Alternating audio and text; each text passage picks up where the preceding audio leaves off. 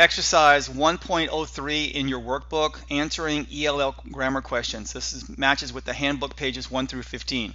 So there are 3 questions here. They're rather big questions. I'm going to try to keep my answers pretty short here. The answer key already gave you some answers for this, as does the textbook itself. All right. Question 1, I know that another is singular and others is plural, but what about the word other? Is it singular or plural?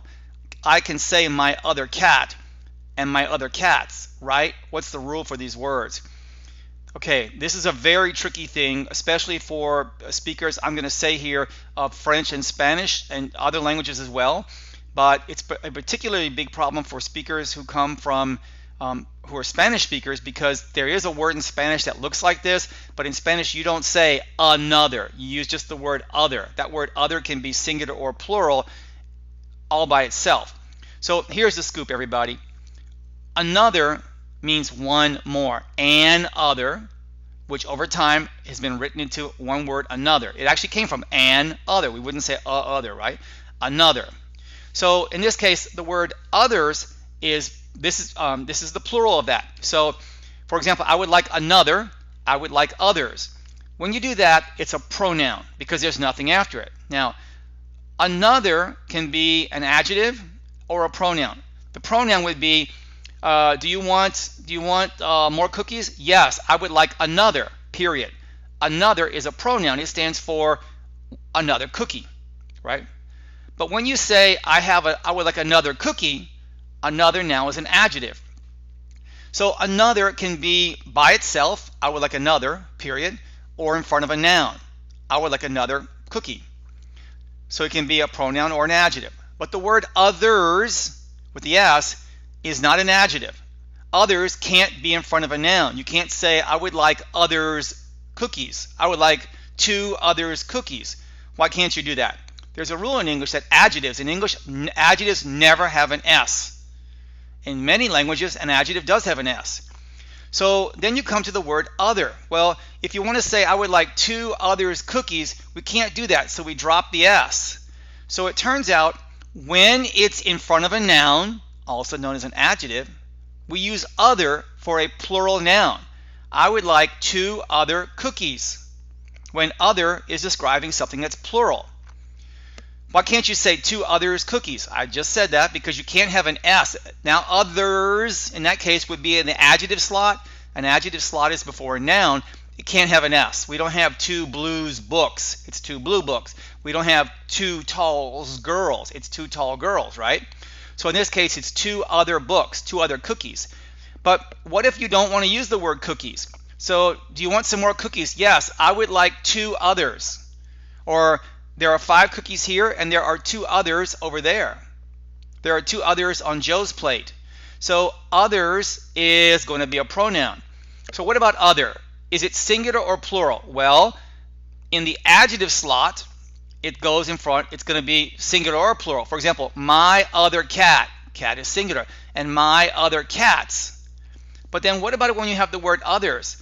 So yeah, you can have there are 5 cats over there and there are some others over there. But if I want to put the word cats, there are some other cats. You see what's happening? It's complicated. It's very confusing. But what I always tell people is if you're talking about one thing, then you're going to have the word something in front of the word other. It's going to be an other, which we write together, or my other, or one other, or this other. The word other, there's no such thing as other book without something in front of it. That other book, my other book.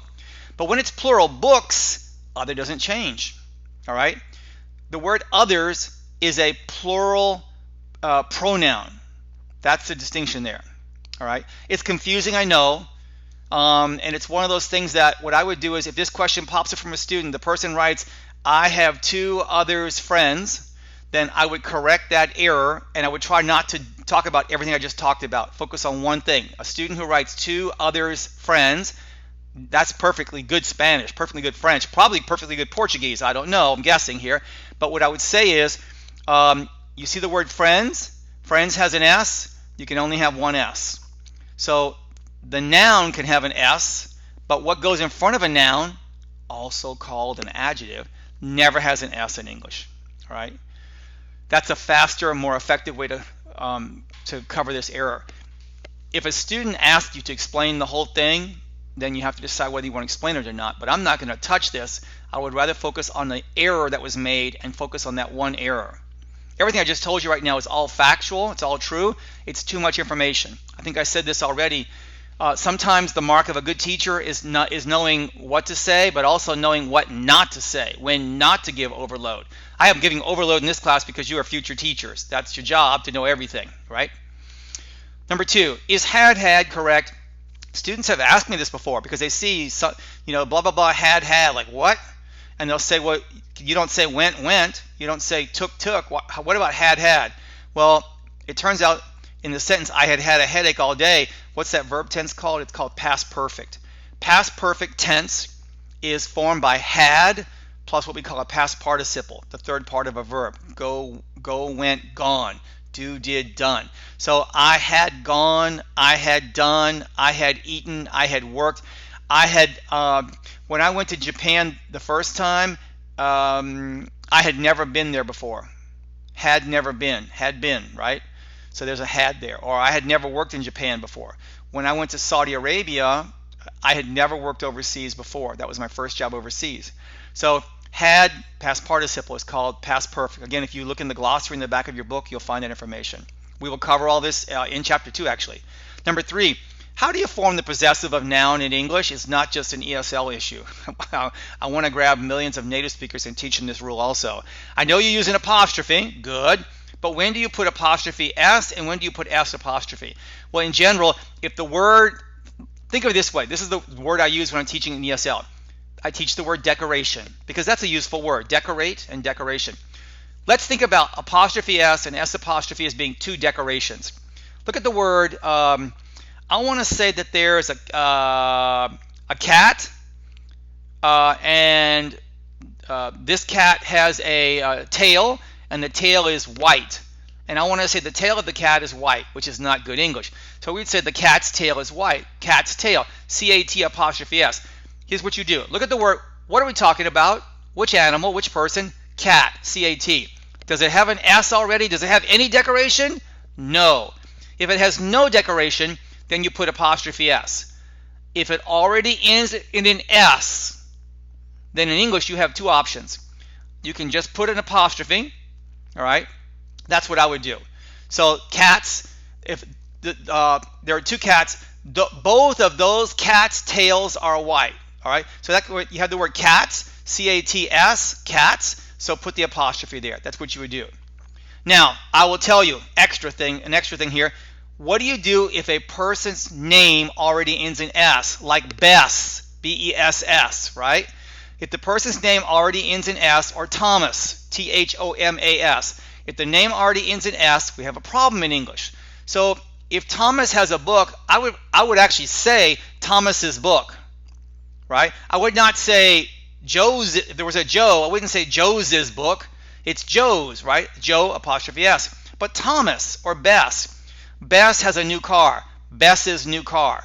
So what we do is you can either put an apostrophe, B-E-S-S apostrophe, all right? But you'll still say Bess's, or Thomas apostrophe. You'll still say Thomas's, or you can actually write apostrophe S, which gives us B-E-S-S apostrophe S. Now, I am not explaining that to an ESL student when I first talk about the cat's tail or the man's hat or the woman's name. In those situations, those are good things to know. How many people do you know that are named Bess, B-E-S-S? How many do you know that are named Thomas? I don't think I know a single Thomas in English. My point, and there, I know you might know one. My point is, these are not common names. So don't teach everything to teach everything. Teach what your students need to know. Now, you need to know all of this, but you also need to know when to say a certain thing and, more importantly, when not to say everything. A person who says, I have a mistake with this sentence, can you help me, is not asking you to teach a 25-minute rule on it. They're asking you to help them correct this one error. Otherwise, what you say might be confusing. All right? All right, good luck, everybody. Thank you.